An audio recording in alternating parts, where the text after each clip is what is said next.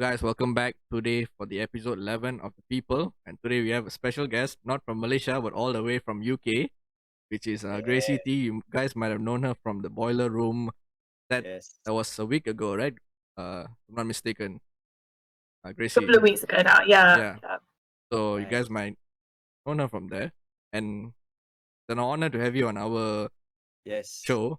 First Indeed. of all, I'd like to say thank you for coming over and taking your time and everything.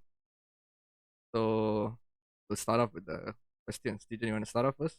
Yeah. So, Gracie, like, how did you started this DJ thing? Like, how did it Um. happen? So I've always been into music. So I played the drums, like the drum kit, from the age of about 8 or 9. Wow. So I've always been into music, particularly percussive music, and I bring a lot of that into the music that I play when I DJ. Uh-huh. About 3 years ago, I was having a party and I really wanted to find a DJ who was playing a specific genre of music, but I couldn't find any of my friends that played that sort of thing. So I thought, I've got 3 weeks until the party. I'll just learn how to DJ myself and I'll play my own See. party. And it was really Cool. fun and everyone had a great time. And then I thought, oh, actually, this is something that I really enjoy and can do music again while I was studying at university. And see. it just kind of snowballed from there. I see. That's cool. So So were you you actually like into EDM back then, or was it like different kind of genre? Um, I was into all kinds of music. Like I grew up with my dad listening to a lot of like rap, hip hop, garage. Wow. Shout out to Craig David. There was a lot of that going on in my childhood. So electronic music has always kind of been there with me. I used to listen to like a lot of like 90s, 2000s, like R&B. So I guess like my DJ sets, I don't like to just stick to like underground electronic music. I like to bring a lot of different things into it, like pop Because influences I and think rap and if I'm not stuff. if I'm not mistaken, during your Boiler Room set, you were mixing up some drum and bass as well, right? Drum and bass is Yeah. from the UK 90s, if I'm not mistaken. Yeah, there was a bit of jungle in there. Yeah, I do like my jungle. Yeah, some great South Asian jungle artists that have roots in the UK. I love how you even dressed up in a traditional sari, and then you were Yeah, I doing have the my front lenga part. on. Yeah, Lenga, think- my yeah. grandmother was proud. I think talking about the sari thing, the lenga thing, Yeah, I think yeah. you posted on Twitter, if I'm not mistaken, portraying someone who did it back Mm. then, right? Yeah. So the two images. So the first image is DJ Radical's sister, and she is one of the first female DJs from the UK Asian underground scene in the kind of early 90s. That picture was taken, and then a photographer came to our boiler room and he sent over a load of photographs and just happened to send that one in black and white, and the rest of the daytimers crew was like, whoa, hang on a minute, this looks literally, it's the same composition as this really old photo of this I absolute see. icon. And she's since seen that picture and said it was really cool to see the younger generation kind of following her footsteps. Yeah, because it's like an iconic photo, and then you are there Yeah. portraying And it you're and like stuff. second, yeah. I'm sure a lot of our youngsters, when they look up at you, they'll be like, whoa, damn, look at her. She's very traditional and she's jamming. Damn. Yeah, for sure. Especially when, I mean, as a traditional, you're wearing the traditional clothes and doing, especially DJing with the lenga. It's not easy, first of all, Yeah, especially when you're sweating and stuff, you know. yeah. Oh yeah. I definitely had like my team of friends. Shout out to DJ Priya. She had my back the entire set. If you saw someone fanning me, Yeah, that was DJ I Priya. see. She was like helping pin my scarf. She was, fanning me, making sure my bindi was on. She was great. See. So like, let's like in the music scene, like Boiler Room, right? How did you get like like Gracie, you're gonna perform in Boiler Room? How did you get the call? Yeah. How did So the whole show was curated by Young Singh. Shout out to Young Singh, who has literally supported his community like no one else I know. He literally he's such a great guy and he's so talented, but every opportunity he gets, he says, right, how can I pull up my friends and my family with me? How can I give them an opportunity as well? Which is just so nice to see in a scene that isn't always that friendly and that giving. But he created the whole lineup. He chose the people to go on it, and me, Young Singh, Nirav, Prabhat, Sherwin, Kieran were like the first members of Daytimers, and Samir, we kind of are the first core members that joined about a year ago. So it was a nice way to just celebrate that and play the music that our collective has made over the past year as well. That's like a Yeah. nice, opportunity to, especially Yeah. when people say boiler room, like, it's not something It's not small, something man. small. It's all Something around the huge. world, everywhere. Yeah. We have boiler room gigs and stuff. Especially you when you're performing in boiler room, London, huge thing. Yeah. Yeah. See. So, don't mind me asking, Gracie, like, do you play any other instrument, like musical instrument? Yeah, so I do play the drums. I sold my drum kit a few years Ah, ago because it wasn't really viable with living in, rented accommodation and having a big, loud, noisy drum yeah. kit. Get it, I get it, yeah. Yeah, but I'm gonna hopefully buy an electric kit soon and get back into the live side of music again because it's Cool. something that I always really enjoyed. See. So it's only the drums, right? Mhm. Yeah, production is my next step. That's where it's gonna go next. Nice. Yeah, that's nice. Production. Good That's luck. huge. Good luck with the production scene. Thank Wish you you. all the And best. like you said you started off on 2018, right? If I'm not mistaken, the DJ Mhm. gig thing. So like, how was it before the COVID? How was the scene before the COVID? I bet like London is like, when it comes to music, London is huge. Yeah. Yeah, I mean, I'm actually not based in London. I'm based up north in the UK. So I'm See. based in a little city called Sheffield, which has a really great Malaysian community, actually. Oh. Yeah, it's nice. It's really nice. There's some excellent restaurants. It makes you feel like you're at home. But yeah, it's for me based in the north, and like I grew up in the northeast, which is it's very far away from London. It's nice to kind of show through, say, like me being on that lineup, that there is more going on in the UK than just in London. Yeah. There's some really great scenes in like Manchester, Leeds, Sheffield.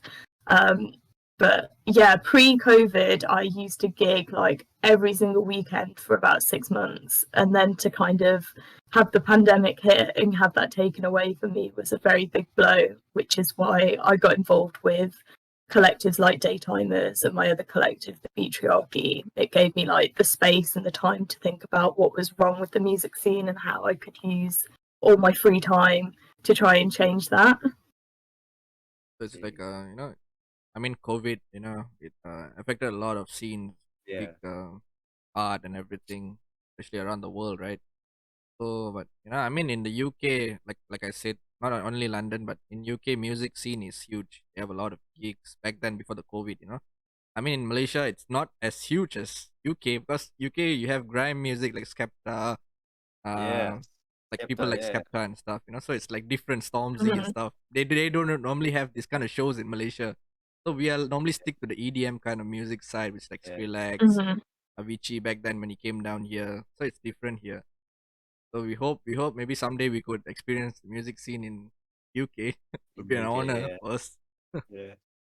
Yeah, that'd be sick. Yeah, you guys should come down for a show in London or at some point. And we hope in the future to do a Daytimers tour of some countries. That would be really cool. So hopefully I could make it out to Malaysia to play a show at some point. That'd be awesome if Yeah. you guys come over to That'll be Malaysia. amazing. I think we will that'll be be only amazing. the first ones to grab a ticket to come for the gig. Yeah. See. So, like, what was like your toughest moment? Like, being a DJ, like the toughest moment you ever had. The toughest moment. Yeah. For you.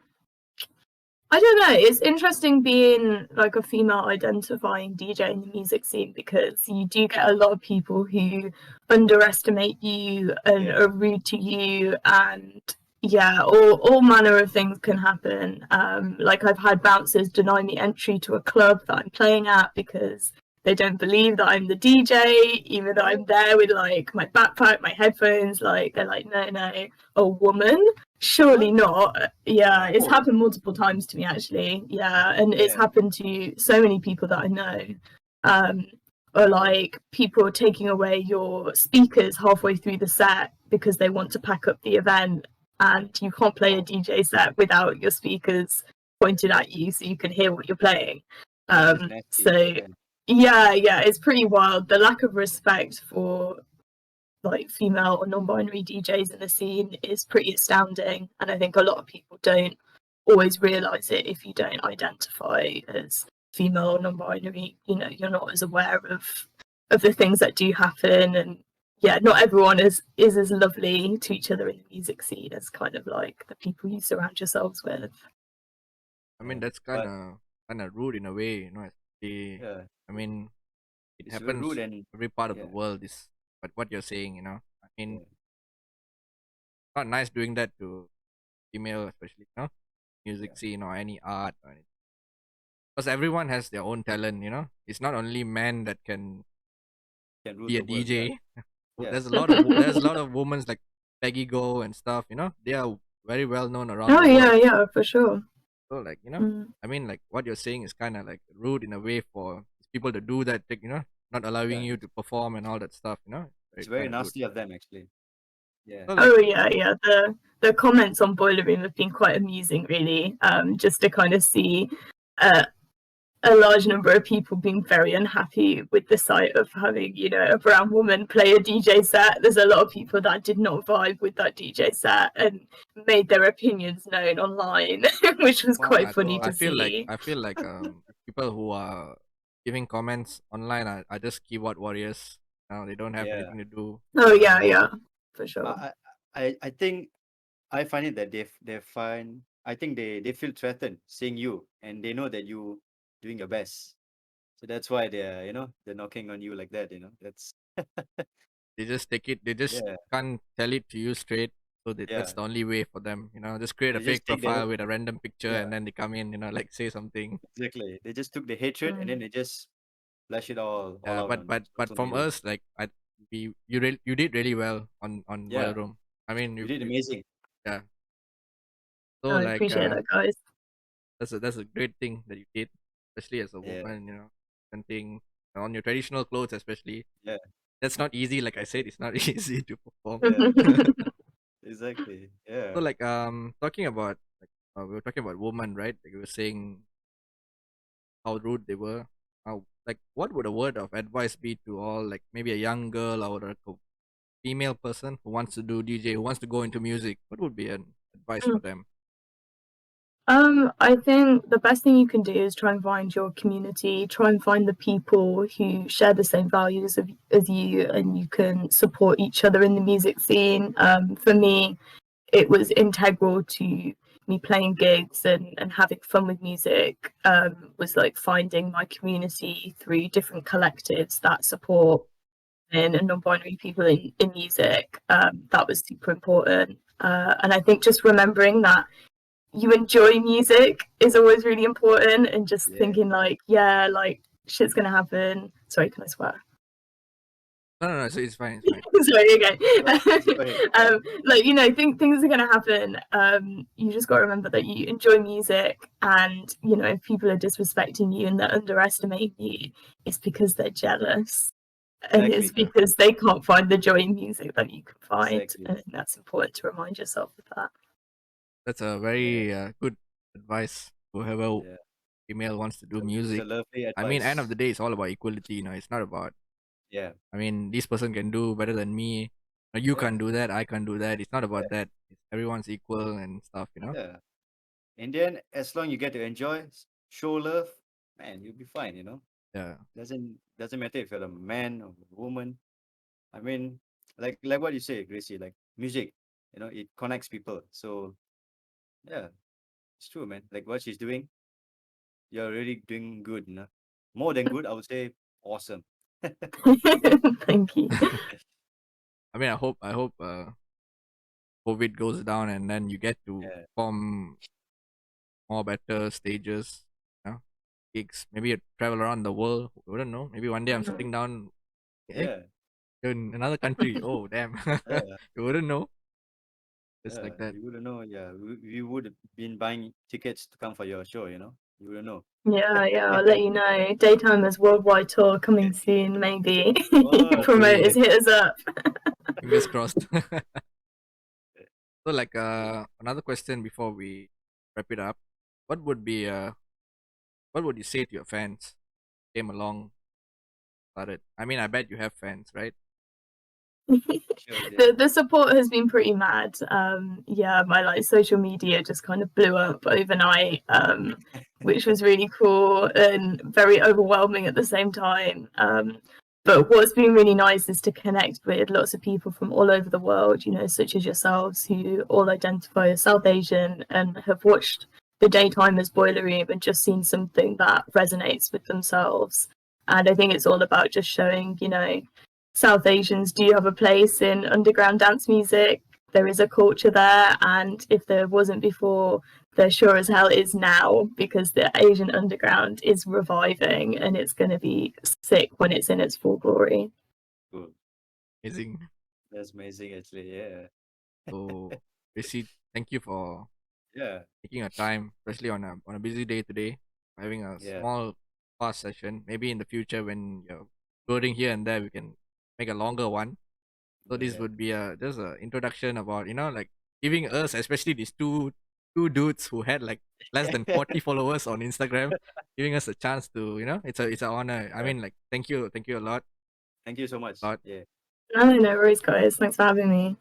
Yeah. So make sure to go and follow her. I'll link the Instagram below, and also Yeah. do Do check check out out. her boiler room set.